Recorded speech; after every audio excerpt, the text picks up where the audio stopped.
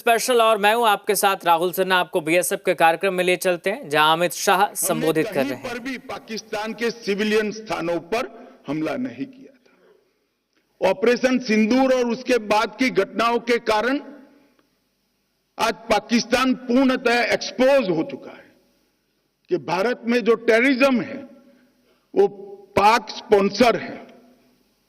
पाकिस्तान के द्वारा sponsor terrorism Bharat के अंदर हो रहा है, क्योंकि जब पाकिस्तान के टेरर के अड्डों पर हमला किया, जवाब पाकिस्तान की सेना ने दिया। जो उनके आतंकवादी आका मारे गए, उनका जब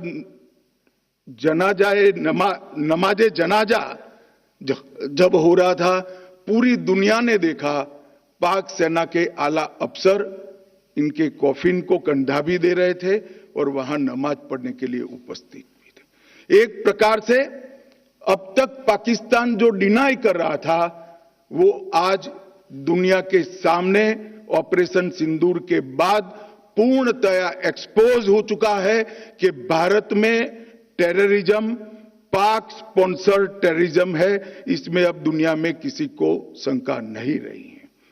और मैं फिर से एक बार कहना चाहता हूं कि ऑपरेशन सिंदूर अपनी भूमि पर हुए टेरर हमलों के जवाब के इतिहास में सबसे सटीक और सभी उद्देश्यों को पूर्ति करने वाला ऑपरेशन था। और इस सटीक ऑपरेशन का न केवल भारत, पूरी दुनिया के एक्सपर्ट्स भूरी भूरी प्रशंसा कर रहे हैं और हमारे सेना के जवानों की भी प्रशंसा, इनकी वीरता की प्रशंसा, इनकी मारक क्षमता की प्रशंसा और साथ में सेना के संयम की भी प्रशंसा हो रही है कि हमने केवल आतंकी अड्डों और उनके एयरबेस को ही टारगेट किया। मित्रों, 100 किलोमीटर अंदर घुसकर पहली बार हमारी सेना ने पाकिस्तान को जमीन दिखाने का पराक्रम किया है। पूरा देश सेना के जवानों पर नाज करता है, हमारे बीएसएफ के सीमा प्रहरियों पर नाज करता है। ये जब घटनाक्रम चल रहा था तब, क्योंकि युद्ध घोषित नहीं हुआ था, बीएसएफ ने भी बॉर्डर नहीं छोड़ी थी, बीएसएफ भी मोर्चे पर थी। जब उस ओर से गोलाबारी हो रही थी, सेल चल रहे थे, गोलियां चल रही थी, बीएसएफ के जवानों ने भी 1 इंच भी पीछे हटे बगैर उनके गोली का जवाब गोले से देने का काम किया और उनको ये बता दिया कि बीएसएफ 24 घंटा 365 दिन तैनात है और जब तक बीएसएफ है पाकिस्तान की सेना 1 इंच भी आगे नहीं बढ़ सकती है। मैं ये सभी सीमा प्रहरियों को भी बहुत बहुत बधाई देना चाहता हूं। मित्रों, इस ऑपरेशन सिंदूर ने आत्मनिर्भर भारत की डिफेंस प्रोडक्शन में जो स्थिति है उसको भी बहुत अच्छे तरीके से आज हमने इसकी सफलता देखी है।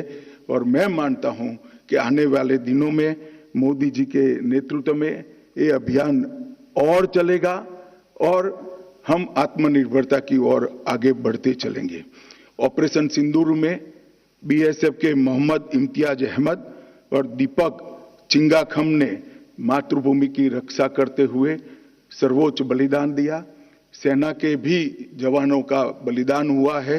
ये सभी को आज के इस कार्यक्रम के माध्यम से मैं मनपूर्वक इनकी वीरता की सराहना भी करता हूं और उनके परिवारों को बताना चाहता हूं कि आपने आपके परिवार का स्वजन जरूर खोया है, परंतु इसका नाम इस देश की आजादी की रक्षा के, इस देश के सार्वभौमत्व की रक्षा के इतिहास में स्वर्णिम अक्षरों से हमेशा हमेशा के लिए अंकित होगा। ये हम सब के लिए गर्व का विषय है। मित्रों, बीएसएफ भारत की 15,000 किलोमीटर से अधिक सीमा और उसमें से सबसे कठिन सीमा की सुरक्षा बीएसएफ के हाथ में है। कई प्रकार की विषम भौगोलिक परिस्थितियां बीएसएफ के लिए चैलेंज बनी हुई हैं, मगर मुझे आनंद है कि बीएसएफ ने विगत 5 साल के अंदर ढेर सारे तकनीकी समाधान ढूंढने का प्रयास किया है। जहां पर बाढ़ नहीं लग सकती, वहां पर सीमा की सुरक्षा तकनीक के माध्यम से करने के लिए दुनिया भर के सॉल्यूशन को भी प्रयोगात्मक रूप से बीएसएफ ने जमीन पर उतारने का प्रयास किया है और बीएसएफ के जवानों ने भी इन हाउस कई सारे सॉल्यूशन निर्मित किए हैं। अभी 2 महीना पहले ही मैं और हमारे गृह सचिव जम्मू गए थे, ढेर सारे सॉल्यूशंस के एक्सपेरिमेंट को स्थान पर देखा है। तो अमित शाह को आप